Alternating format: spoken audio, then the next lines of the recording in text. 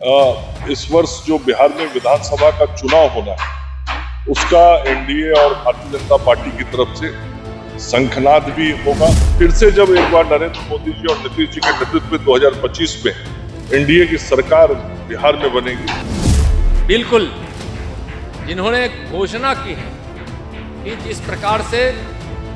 राम का मंदिर बन गया तो सीता मैया के जन्म स्थान पर भी सीता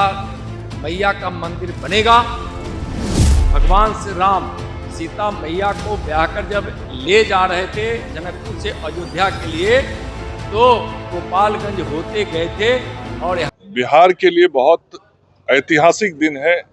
और राजनीतिक रूप से बहुत महत्वपूर्ण दिन साबित होने वाला है। आदरणीय गृह मंत्री जी जब और गोपालगंज की धरती पे आ रहे हैं तो गोपालगंज से एक प्रकार से इस वर्ष जो बिहार में विधानसभा का चुनाव होना है उसका एनडीए और भारतीय जनता पार्टी की तरफ से शंखनाद भी होगा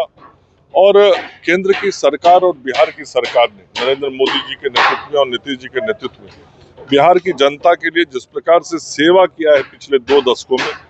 उन सारे विषयों की चर्चा करते हुए आगे बिहार की जनता का आशीर्वाद जब मिलेगा,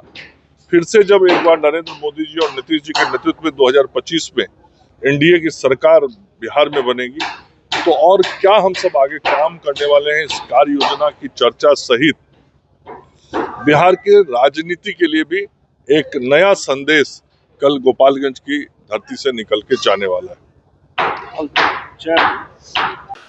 माननीय गृह मंत्री श्री अमित शाह जी 11 बजे न्यू पुलिस लाइन मैदान गोपालगंज में पधार रहे हैं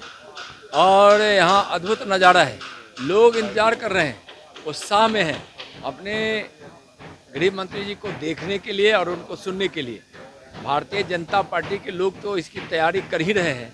लेकिन एक अद्भुत उनके इस आम सभा की तैयारी कर रही है और अपार भीड़ होगी। और सबको पता है कि माननीय प्रधानमंत्री श्री नरेंद्र मोदी जी के नेतृत्व में 370 धारा हटाने वाले इस देश से उग्रवाद और आतंकवाद, नक्सलवाद को समाप्त लगभग कर देने वाले और देश की सीमा को माननीय प्रधानमंत्री जी के नेतृत्व में सुरक्षित रखने वाले, देश की आंतरिक शांति को बहाल रखने वाले और